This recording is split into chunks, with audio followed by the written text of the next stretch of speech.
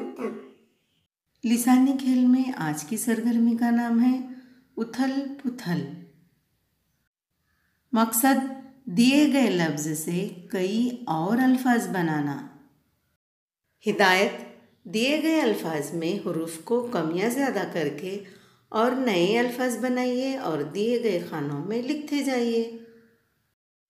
सदारत इस लफ्ज़ के अल्फाज बनाएंगे स द सद, द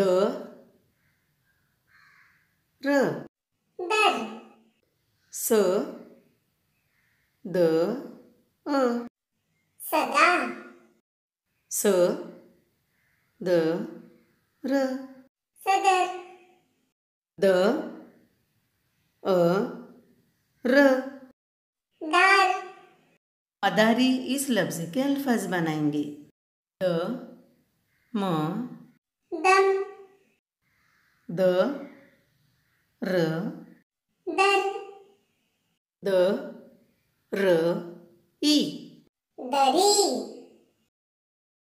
म अ र मार, म द अ र मदार, सितारा इस लफ्ज़ के अल्फाज बनाएंगे स र सर, रत रुत,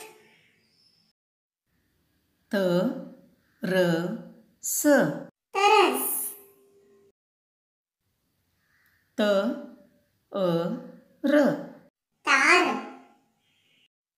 त अ र अ तारा, सौदागर इस लफ्ज़ के अल्फाज बनाएंगे सव सौ,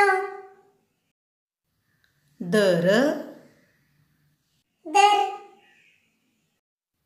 स व द सूद, द अ र दार, स व द अ सौदा, स व अ र सवार।